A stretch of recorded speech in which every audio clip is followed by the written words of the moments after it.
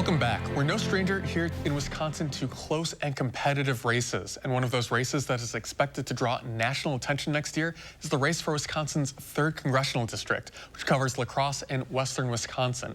Now, that seat is currently being held by first-term legislator Derrick Van Orden. And joining us now is a new Democrat hoping to unseat him, Katrina Shankland of Stevens Point. And thanks so much for joining us. Thank you so much for having me. Just kind of to get the ball rolling, why are you jumping into the race and why now? I think it's so important for people to be held accountable when they're causing partisan dysfunction and chaos in government. And if you look at what happened in Congress this week, we saw so much partisan extremism and dysfunction.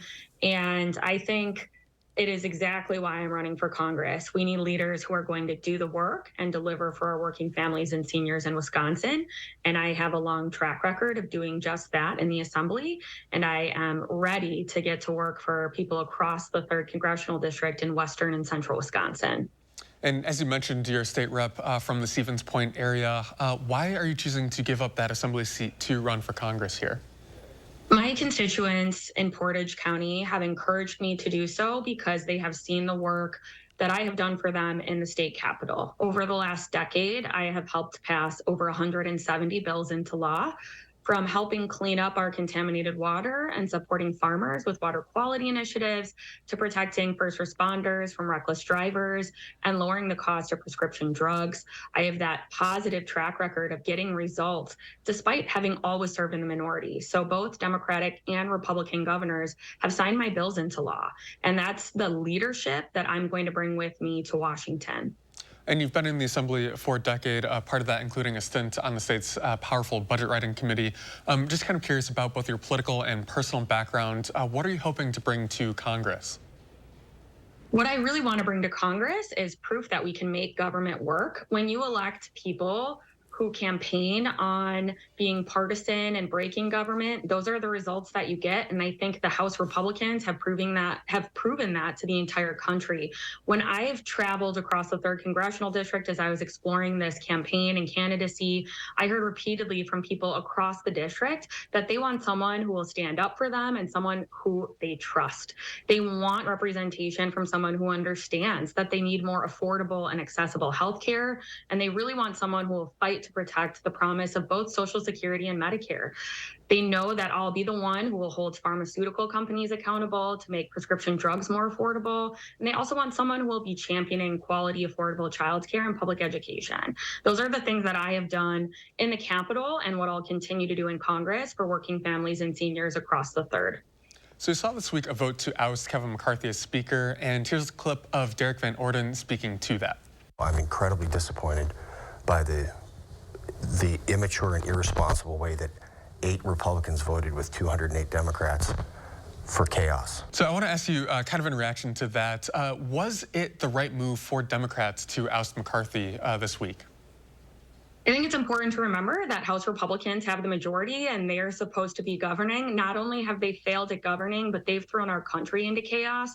The same day that I announced, they ousted a speaker for the first time in our country's history. And they also voted repeatedly against working families and seniors. So it's time for a change. And I would say we need reasonable Republicans to join Democrats in a long-term funding solution. That's what I'm most focused on and what I would be working on if I were in Congress right now. And I want to make sure that everyone knows that Democrats are unified in keeping the government open long-term. It's on Republicans who need to come to the table to join Democrats in a long-term funding solution.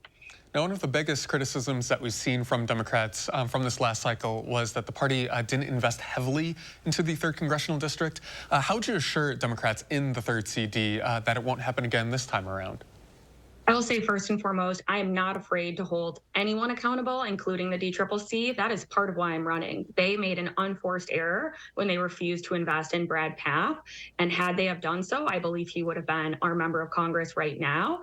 And that's on them. That's extremely disappointing, but we can learn from those mistakes. And I'm going to be running a campaign that is going to be building strong coalitions across the 3rd Congressional District. I already launched with not only the endorsement of 7 different labor unions, which shows that I'm on the side of working families, but also the endorsement of local elected officials and some state officials across the 3rd Congressional District.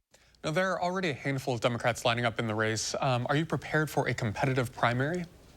Of course, I'm no stranger to primaries. I first got elected in 2012, and that primary was a 9-way primary. So I'm excited for that. I think it's fantastic to know that there are 3 women in the race. The people of the third have never been represented by women in Congress. And I am excited to talk about not only the opportunities that we have here, but also to articulate strongly a positive, progressive message of not only change, but also, holding pharmaceutical companies accountable, protecting the promise of Social Security and Medicare, cleaning up our water, whether it's PFAS or nitrate contamination in our drinking water across the third, and making sure that we're investing in our infrastructure, whether it's broadband, roads, or childcare and public education. So I'm excited about the race. I'm excited to articulate Wisconsin values and to make sure that the people of the third know I'll always have their back. And I think it's a positive thing that there are strong women in the race for the third congressional district. Katrina Shankland, thanks so much for joining us. Thank you for having me. And as a quick note, we did reach out to the Van Orden campaign, but we did not immediately hear back.